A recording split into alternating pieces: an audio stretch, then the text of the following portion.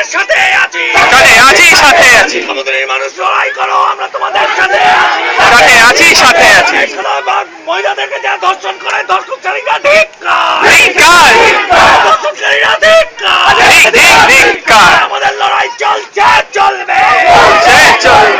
ঘটনায় পুলিশ নিষ্ক্রিয় কেন? সরকার জবাব দাও।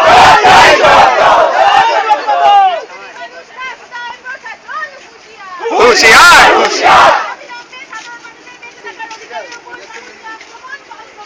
বন্ধ করো, বন্ধ।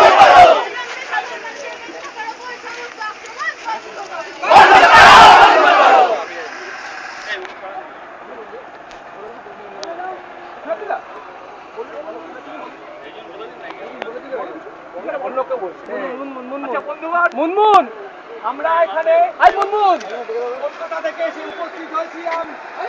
বিভিন্ন ধরনের মানুষজন, গণ আন্দোলনের কর্মী থেকে শুরু করে গবেষক, ডাক্তার, বিশ্ববিদ্যালয়ের ছাত্র, পত্রিকার কর্মী, মহিলা সংগঠনের কর্মী, সবাই দল বেঁধে আজকে আমরা আপনাদের সামনে এসে উপস্থিত হয়েছি এই জন্য নয়, কোনো বড় বড় বক্তৃতা দেওয়ার জন্য আমরা আসিনি।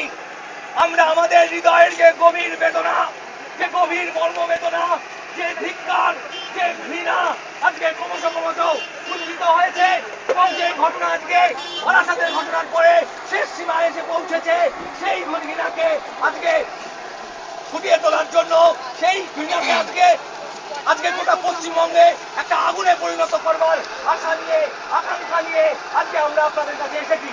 কারণ চন্দ্রনীর মানুষ সেই ব্যতিক্রমী মানুষ যারা দেখিয়েছেন টাকা, কোন চাকরি, কোন প্রলোভন, কোন কিছু আজকে তাদেরকে রুখতে পারেনি।